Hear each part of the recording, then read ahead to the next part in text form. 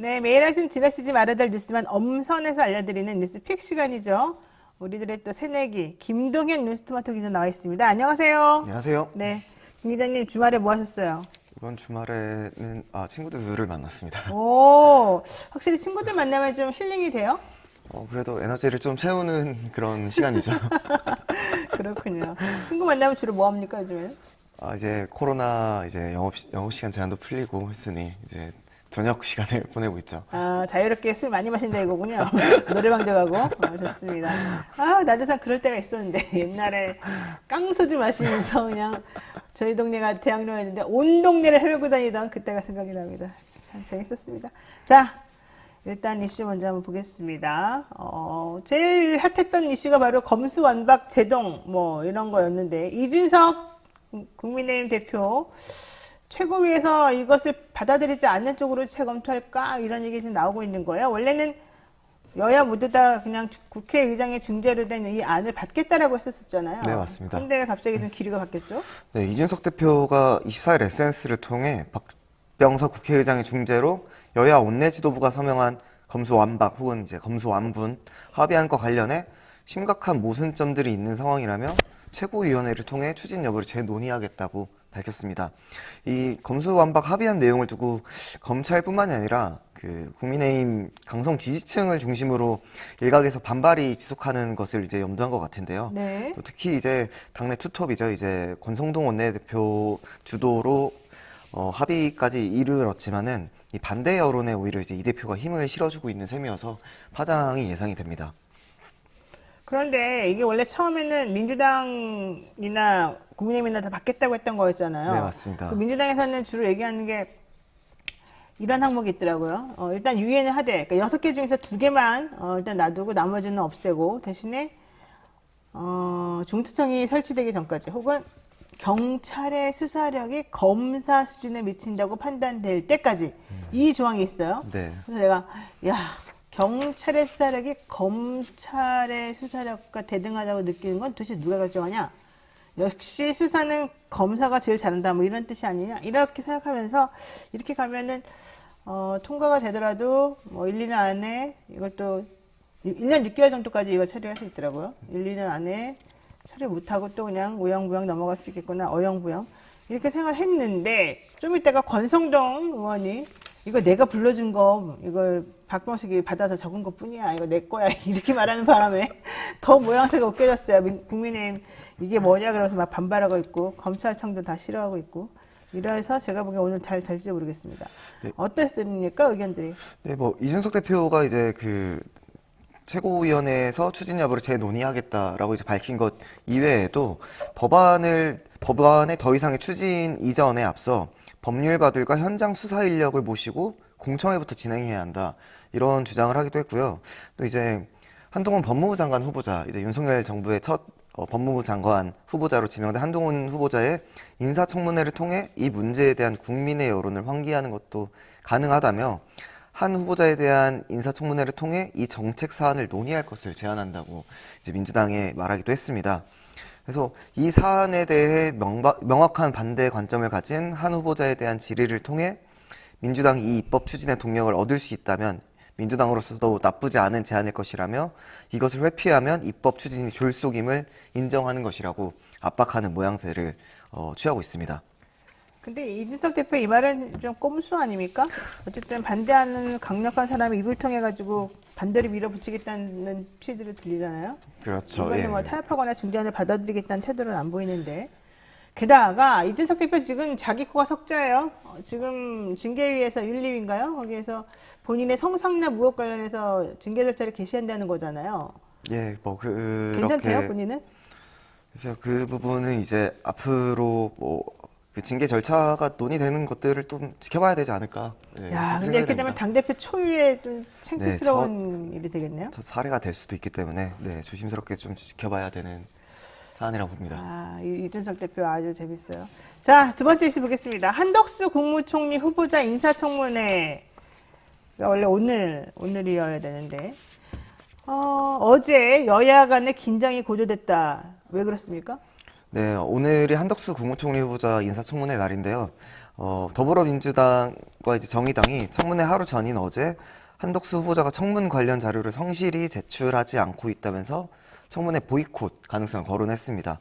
이제 국민의힘은 이제 즉시 이제 목리라고 반발하고 있고요.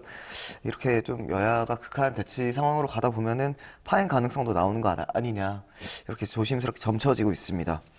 어제 민주당, 정의당이 이제 기자회견을 열고 필수적인 자료가 없는 상태에서 청문회를 진행한다면 국민들이 고위공직자를 검증하라며 국회에 위임한 권한이 유명무실해진다면서 이제 오늘과 내일로 예정된 한 후보자의 청문회 연기를 요청했습니다.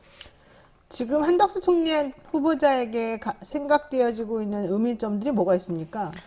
일단 김앤장 법률사무소 고액 고문료 수치 논란도 있고요. 이제 배우자의 이제 재산 문제도 있고, 또 그 장애인에게서 이제 주택을 시세보다 높게 임대했고, 주택. 예, 그러한 이제 의혹들이 여러 가지가 있는데요. 현재까지 알려진 바로는 한덕수 총리에 대한 자료 제출 건수가, 자료 요청이 1천여 건으로 과거보다 한 3배에서 4배 정도 많다고 하더라고요. 그래서 국민의힘에서는 이제 이러한 후보자 부모의 부동산 거래 내역 같은 이제 무리한 자료를 빼면 대부분 답변이 나간 상황이다, 이렇게 설명을 하면서 청문회가 예정대로 진행이 돼야 한다, 이렇게 주장을 하고 있습니다. 근데 한 후보자 배우자 그림 판매하면서 재산을 엄청나게 늘렸다. 특히 이제 기업들에다가 이런 것들을 팔아줌으로 인해서 뭔가 커넥션이나 리베이트 성격이 있는 거 아니겠느냐, 뭐 이런 얘기도 있고, 뇌물성 성격으로 좀 보는 것도 같고요. 그리고 더 중요한 거는 한덕수 총리는 월세 2천만 원씩 임대료를 받는 사람이라는 거예요. 그런데 뭐 소상공인 또 여러 가지 혜택을 다 받았다. 도대체 이게 뭐냐. 게다가 이분은 뭐 적시자비 말고는 특별히 기부한 것도 없고, 그렇게 돈 많이 벌어가지고 뭐 하는지 모르겠다. 왜냐면 자식도 없잖아요. 아, 그렇죠. 무슨 뭐 재단을 세워서 좋은 일 하는 것도 아니고, 그렇게 돈 많이 벌어서 뭐 하는 거죠? 우리가 보통 이런 사람들을 학문기 고착 형 성격이라 그러는데 알아요? 학문기 고착? 프로이드 정신분석 이론에 학문기 고착이라는 게 있어요. 그 다음이 남근기 고착. 그러니까 제일 처음에 이 구강기 고착. 근데 어쨌든 한 아이가 한 3, 4세 정도, 그러니까 배변 훈련을 시작할 때쯤에 이 발달 단계를 주로 이루는 말인데, 이때 가장 특성이 뭔지 알아요? 뭘까요? 뭐 결벽증, 내지는 오히려 아예 극단으로 더러움, 내지는 이렇게 뭔가를 딱 모으는 거야, 끌어모으는 거야. 이게 이제 배변 활동할 때 이렇게 항문에 힘을 꽉 줬다가 좀 가지고 있다가 한꺼번에 쫙 배설할 때 그 기쁨이 느껴지잖아요. 그리고 자기가 스스로가 이걸 통제할 수 있다, 이런 거에 그 발달 단계가 나오거든요.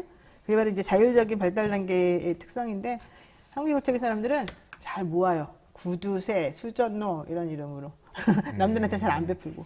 근데 이런 특성이 있어요. 뭐 이분이 그렇다는 게 아니고. 어쨌든 뭐 좀 그랬을 가능성도 있어 보인다, 이런 얘기고요. 어쨌든 중요한 것은 국민의힘은 민주당과 정의당이 이렇게 한덕수 총리 이렇게 보이콧하겠다라고 하니까 목리다 뭐 이렇게 얘기하는데, 글쎄요, 이거는 뭐 특별히 목리 같지는 않지만 또 모르겠습니다. 한 후보자에 대해서 또 우리가 표현 들어서 말을 해주자면, 한 후보자에 대한 자료 요청은 1,090여 건으로 과거에 비해서 3, 4배가 더 많다. 그리고 일부 무리한 자료를 빼면 다 냈다, 뭐 이런 얘기 같아요. 알겠습니다. 인사청문회 제대로 안 될 거라고 예상은 했으나 역시 안 될 것 같습니다. 세 번째 이슈 보겠습니다. 문 대통령 25일 임기 마지막 기자간담회, 오늘 기자간담회 마지막으로 한다는 거예요? 아, 네, 맞습니다. 네. 사실 이제 퇴임이 얼마 안 남았죠. 네, 그렇죠. 그래서 사실상 이번 기자간담회가 지난 5년의 국정 운영 소회를 밝히면서 언론과의 이제 마지막 접촉이 될 것으로 예상이 됩니다. 그래서 사실 오미크론 변이 확산으로 실시하지 않은 올해 신년 기자회견을 대체하는 성격이라고 하고요. 네. 특히 이제 앞서도 여러 차례 이제 말씀을 나눴지만 검찰 수사권 완전 박탈, 완전 네. 분리, 검수완박 법안이나 아니면은 사면 요청들이 들어오고 있다고 합니다. 예, 그 부분에 대한 입장을 밝힐지 이제 관심이 주목되고 있습니다. 그러니까 손석희 JTBC 순회 특파원하고 25일하고 26일 날 인터뷰를 했어요. 예, 방송이 인터뷰를 됩니다. 해요, 이제 오늘하고 네. 내일하고.